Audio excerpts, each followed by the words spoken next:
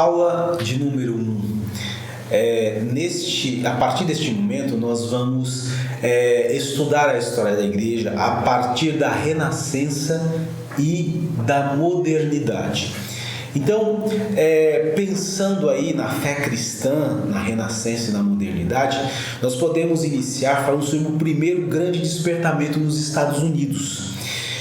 Lembrando que nos anos de 1630 houve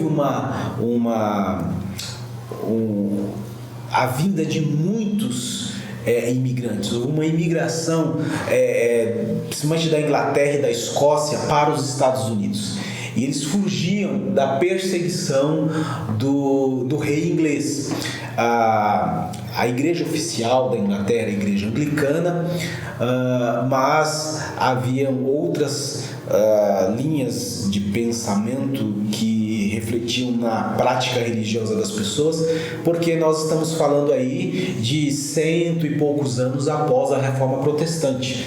Então, eles eram puritanos que, fugindo da perseguição, se instalaram nos Estados Unidos por volta ali de 1630. Para vocês terem uma ideia da importância desta imigração, é que se você pensar hoje nas grandes faculdades, nas grandes universidades americanas, como Harvard, Princeton e Yale, essas hoje universidades começaram como colégios evangélicos de 1630, ali em meados de 1630. Começou como colégios fundados por evangélicos que viam nesse novo continente a oportunidade de viverem as suas vidas de acordo com seus princípios cristãos de forma livre, sem sofrer com a perseguição na Europa. Lembrando que muitos também vinham por conta do desterro que sofreram em relação às suas propriedades, que foram tomadas pelo rei inglês para uma reforma agrária que estava se realizando, principalmente visando a industrialização da Inglaterra. Nesse período de despertamento, onde as pessoas chegaram ao novo continente e totalmente ávidas para uma nova vida e viver a fé em Cristo, a gente destaca aí um dos maiores pregadores dessa época, que foi Jonathan Edwards. Ele nasceu em 1703 e morreu por volta de 1758. Esse avivamento na América levou também a um avivamento na Inglaterra, e a gente pode destacar George Whitefield e John Wesley, que com seu novo método, com a sua pregação do Evangelho de forma mais efusiva, de forma mais contundente, trazia sobre as pessoas uma reflexão maior e um temor maior relacionado às suas práticas que precisavam ser mudadas. Interessante destacar que neste avivamento na Inglaterra é que surge o que nós conhecemos hoje como Escola Bíblica Dominical. Ela começou em 1780 na Inglaterra, mais especificamente no sul da Inglaterra, fundada por um jornalista anglicano. E esse modelo de escola bíblica vem dessa época, ele observando e querendo que as crianças tivessem um pouco mais de contato com a palavra de Deus e não ficassem na rua à mercê da criminalidade, à mercê de tantas coisas ruins. Ele acabou criando esse estilo de escola para que as crianças estivessem aprendendo a Bíblia, e depois isso acabou sendo adotado para a igreja como um todo. Importante destacar a independência americana, porque, como eu disse, esses puritanos que vieram ali da Escócia, da Inglaterra e da Irlanda também, eles estavam procurando um momento de recomeço, e esse recomeço passava necessariamente pela vida cristã que eles queriam viver. E quando da independência americana, houve uma revolta, porque a Inglaterra se envolveu em guerras, não é à toa que a época era a grande potência do mundo. Então, como grande potência, estava envolvida em várias campanhas bélicas. E por conta de perdas, por conta de muito gasto com as suas investidas mundo afora, a Inglaterra se viu na necessidade de aumentar os impostos. E como os Estados Unidos era ainda colônia inglesa, então eles acabaram sofrendo com o aumento dos impostos. Os impostos estavam principalmente incidindo sobre o chá, que era uma das grandes, vamos dizer, propriedades culturais, uma das grandes propriedades culturais dos ingleses. E isso era produzido em larga escala na América. E essa revolta começou, depois desse aumento de impostos, em 1773, quando um grupo de colonos invadiu 3 navios britânicos que estavam carregados, isso se deu em Boston, que estavam carregados com chá, e atirou toda essa carga ao mar.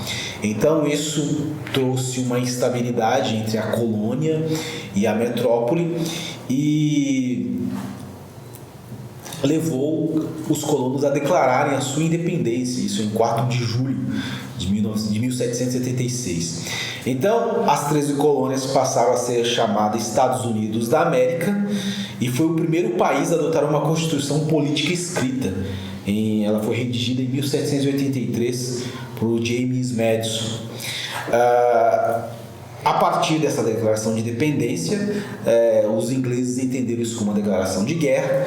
Então houve uma luta muito intensa entre os colonos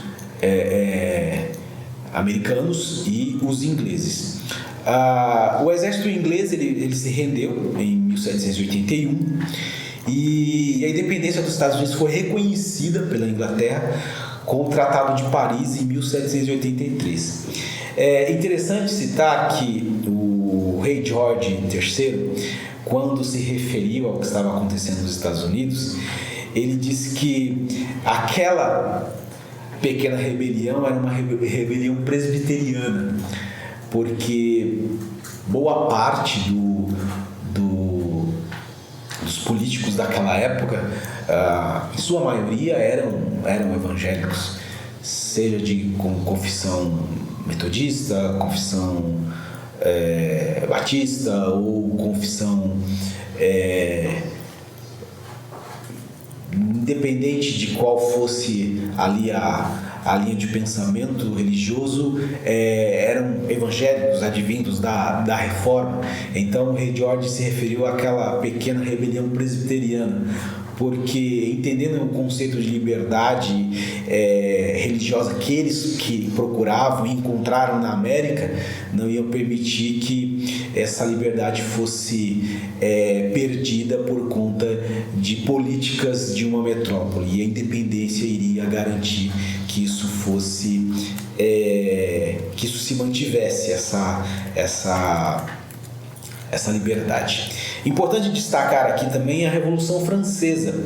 A Revolução Francesa ela acontece um pouco depois da independência americana, aí final do século XVIII, havia ali algumas questões muito importantes que levaram à Revolução Francesa. Havia uma tensão social entre aristocratas e a classe média emergente, e também uma separação em relação aos camponeses. E as causas podem ser citadas a derrota na Guerra Franco-Indígena, os imensos gastos financeiros com a causa dos revolucionários americanos, porque a França, um inimigo histórico da Inglaterra, apoiou os americanos na luta de independência. Inclusive, a famosa Estátua da Liberdade foi um presente dos franceses aos americanos. Então, a França teve um gasto muito grande na sua ajuda aos americanos na luta de independência. E perderam também a Índia e o Canadá para a Inglaterra, e também o Iluminismo, que contribuiu para questionar a autoridade e as certezas daquele então estilo de governança de monarquia, uma monarquia absolutista que existia até então. E ao mesmo tempo que a burguesia, que até então flertava com a aristocracia, se viu na direção do país, se viu na possibilidade de tomar as rédeas, o controle do país. Então, por conta de um grave problema financeiro que refletiu na sociedade, a sociedade mais pobre começou a passar fome e os burgueses se viram na iminência de tomar o controle, essa possibilidade existia. Então, a monarquia deixou de existir, o rei foi morto, não aceitando as mudanças que estavam sendo promovidas, o rei foi morto, e aí dá-se início ali a uma democracia. É claro que depois houve um tempo chamado tempo de terror, onde muitos foram mortos, perseguidos, inclusive um dos grandes idealizadores e condutores ali desse momento de revolução acabou sendo vitimado, sendo guilhotinado também, dado o terror que assolou a França, e isso só foi terminar com a ascensão de Napoleão Bonaparte, unificando ali não só a França, mas conquistando outros espaços, outras regiões na Europa. Ok? Gente, nós nos vemos na próxima aula, na segunda aula, e mais uma vez, bons estudos para vocês e até a próxima.